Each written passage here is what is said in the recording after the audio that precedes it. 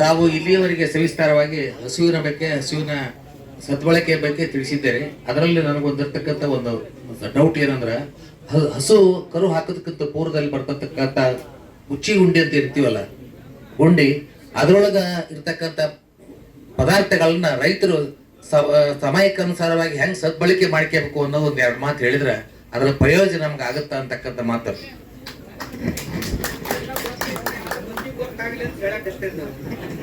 Correct. ಅವ್ರು ನೋಡಿ ಗೊತ್ತಾಗ್ತ. ಈಗ ಉಚ್ಚುಗುಡ್ಡು ಹೊಡಿತೈತಿ ಮೊದಲ ಕರ ಹಾಕೋಕ್ಕಿಂತ ಮುಂಚೆ. ಆ ಉಚ್ಚುಗುಡ್ಡ್ಯಾಗ ನೀರೇನೈತಲ್ಲ ಅದನ್ನ ಸರಿಯಾದ ಸಮಯಕ್ಕೆ ಹಿಡ್ಕೋಬೇಕು ನೀವು. ಅದು ಉಚ್ಚುಗುಡ್ಡಿ ಹೊರಗೆ ಬಂದ ಕೂಡಲೇ ಬಹಳ ದಕ್ಷರಾಗಿ ಕುಂದಿರ್ಬೇಕು ನೀವು. ಒಂದು ಬಕೆಟ್ ತಗೊಂಡ ಕುಂದಿರ್ಬೇಕು, ಸ್ವಚ್ಛ ಬಕೆಟ್ ತಗೊಂಡು. ಉಚ್ಚುಗುಡ್ಡು ಹೊಡಿತೈತೆ ಅನ್ನೋದ್ರಾಗ ಹಿಡಿಬೇಕು. ಅದ್ರಾಗೆ ಹೊಡೆದ ಕೂಡಲೇ ಎರಡು ಕಾಲು ಕಾಣಿಸ್ತಾವ, ಹೌದಿಲ್ಲ?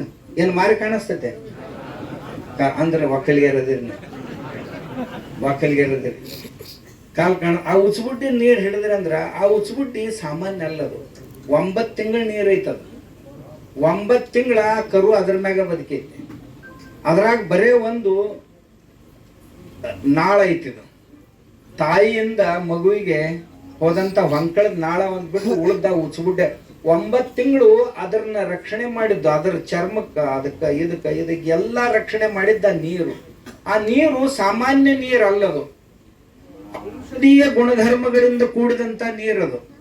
ಅದನ್ನ ಸರಿಯಾಗಿ ನೀವು ಒಂದು ಗಾಜಿನ ಬಾಟ್ಲಿ ಒಳಗ, ಒಂದು ಗಾಜಿನ ಪಾತ್ರೆ ಒಳಗಾಗ್ಲಿ ಇದ್ರೊಳಗಾಗ್ಲಿ ತೆಗೆದಿಟ್ರಿ ಅಂತಂದ್ರ ಆ ನೀರು ನಿಮ್ಮ ಹೊಲಕ್ಕ ಬಳಸ್ರಿ. ನೀವು ನಿಮ್ಮ ಬೆಳೆಗಳ ಆ ಕರುವಿನ ಸಂವರ್ಧನೆ ಹೆಂಗ್ ಮಾಡೈತಲ್ಲ ಹಂಗ ನಿಮ್ ಬೆಳೆದು ಮಾಡ್ತೈತಿ. ಇನ್ನು ಆ ನೀರು ಸ್ವಲ್ಪ ಒಂದಿಷ್ಟ ನೀರಾಗ ಹಾಕಿ ಮುಖಕ್ಕೆ ಹಚ್ಕೋರಿ, ತಲೆಗೆ ಹಚ್ಕೋರಿ, ನಿಮ್ಮ ಮುಖ ಮೆತ್ತಗಾಕತಿ. ಫೇರ್ ಅಂಡ್ ಲವ್ಲಿ ಏನೂ ಅಲ್ಲ ಅದ್ರ ಮುಂದೆ. ನಿಮ್ಗೆ ಹೇಳುದಂದ್ರೆ ಖರೆ ಹೇಳುದಂದ್ರೆ ಇಟ್ಕೋರಿ. 50-60 ಸಾವಿರ ರೂಪಾಯಿ ಕಿಮ್ಮತ್ತಿನ ನೀರ್ ಐತಿ. ನೀವೇನ್ ಫೇರ್ ಅಂಡ್ ಲವ್ಲಿಗೆ ರೊಕ್ಕ ಕೊಡ್ತಿರಲ್ಲ ಆ ಲೆಕ್ಕದಾಗ ಅದನ್ನ ಟ್ಯೂಬ್ನಾಗ ತುಂಬಿ ಕೊಟ್ರ ಅಂದ್ರೆ ಅದ್ರೊಳಗಿನ ಕೆಲವೊಂದು ವಾಸನೆಗಳನ್ನ ಅಮೋನಿಫಿಕೇಶನ್ ಅದು ಇರ್ತೈತಲ್ಲ ಅದನ್ನೊಂದು ಸ್ವಲ್ಪ ತೆಗೆದು ಚಂದಾಗ ಅದ್ರ ಕೂಡ ಏನಾರ ಸೇರಿಸಿ ಮಲಾಮ ಟೈಪ್ ಮಾಡಿ ಕೊಟ್ರ ಏನೂ ಇಲ್ಲ ಅಂದ್ರೆ 1 ಲಕ್ಷ 2 ಲಕ್ಷ ರೂಪಾಯಿ ಕೊಡ್ತೈತೆ. ಒಂದು. ಎರಡನೇದ್ದು, ಆ ನೀರ ಸ್ವಲ್ಪ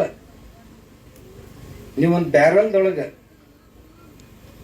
ಹಾಕಿ ನಿಮ್ಮ ಹೊಲಕ್ಕೆ ಸ್ಪ್ರೇ ಮಾಡಿದ್ರಿ ಅಂತಂದ್ರೆ ನಿಮ್ಮ ಬೆಳೆ ಬಣ್ಣ ಹೆಂಗೆ ಚೇಂಜ್ ಆಕೈತಿ, ನಿಮ್ಮ ಬೆಳೆಯೊಳಗೆ ಶಕ್ತಿ ಹೆಂಗೆ ಬರ್ತೈತಿ ನೋಡಿರ್ಬೇಕಾದ್ರೆ ಅಂಥ ಸಾಮರ್ಥ್ಯ ಐತೆ ಅದ್ರೊಳಗೆ ಐತಿ.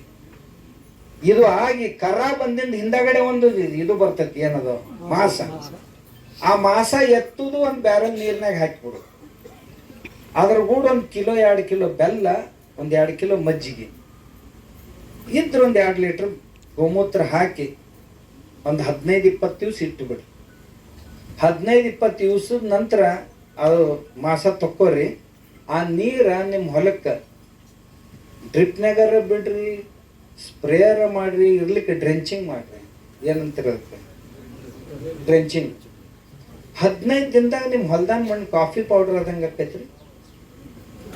ನಿಮ್ಮ ತೆನೆ ಯಾವುದೇ ಬೆಳೆ ಇತ್ತಂದ್ರೆ ಕಾಳ ಒಂದು ತೆನೆಗೆ 100 ಗ್ರಾಮ್ ಆಕಿತ್ತಂತಂದ್ರೆ ಇದು 200 ಗ್ರಾಮ್ ಕಾಳ ಆಗ್ಲಿಲ್ಲ ಅಂದ್ರೆ ನಾನು ಮಾಡ್ತೈತೆ. ಆ ಸಾಮರ್ಥ್ಯದ ಕೈ. ಇದನ್ನ 5 ಸಾರಿ ಬಳಸ್ಬೋದು. ಆ ಮಾಸ ಮೊದಲನೇ ಸಾರಿ ತಕೊಳ್ಳೋದು, ಮತ್ತೆ 2ನೇ ಸಾರಿ ಹಾಕೊಳ್ಳೋದು, ಮತ್ತೊಂದು ಸಾರಿ ತೆಗೆದು ಮತ್ತೊಂದು ಸಾರಿ ಆ ಬ್ಯಾರಲ್ದಾಗ ನೀರು ತಕೊಳ್ಳೋದ್ರಿ ಮತ್ತೆ ಹೊಳ್ಳಿ ಹಾಕೋದು. ಅದು ಹಿಂಗೆ 5 ಸಾರಿ ಬಳಸ್ಬೋದು.